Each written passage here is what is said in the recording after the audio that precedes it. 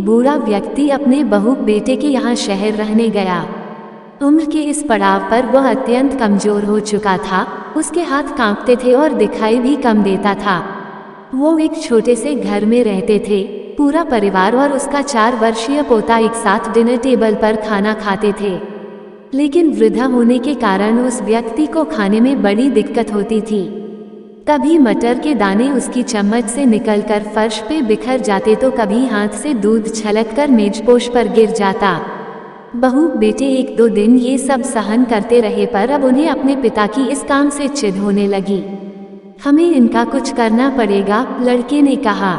बहू ने भी हाँ में हाँ मिलाई और बोली, आखिर कब तक हम इनकी वजह से अपने खाने का मजा किरकिरा करते रहेंगे, और हम इस तरह चीजों का नुकसान होते हुए भी नहीं देख सकते। अगले दिन जब खाने का वक्त हुआ तो बेटे ने एक पुरानी मेज को कमरे के कोने में लगा दिया। अब बूढ़े पिता को वही अकेले बैठकर अपना भोजन करना था। यहाँ तक कि उनके खाने के बर्तनों की जगह एक लकड़ी का कटोरा दे दिया गया था, ताकि अब और बर्तन ना टूट फूट सकें। बाकी लोग पहले की तरह ही आराम से बैठकर खाते, और जब कभी कभार उस बुजुर्ग की तरफ देखते तो उनकी आंखों में आंसू दिखाई देते। यह देखकर भी बहू बेटे का मन नहीं पिघलता। वो उनकी छोटी से छोटी गलती पर ढेरों बातें सुना देते। वहाँ बैठा बालक भी यह सब बड़े ध्यान से देखता रहता और अपने में मस्त रहता। एक रात खाने से पहले उस छोटे बालक को उसके माता पिता ने जमीन पर बैठकर कुछ करते हुए देखा। तुम क्या बना रहे हो? पिता ने पूछा। बच्चे ने मासूमियत के साथ उत्तर दिया, अरे मैं तो आप लोगों के लिए एक लकड़ी का कटोरा बना रहा हूँ, ताकि जब आप दोनों बूढ़े हो जाएं तो आप लोग इसमें खा सकें। और वह पुनः अपने काम में लग गया।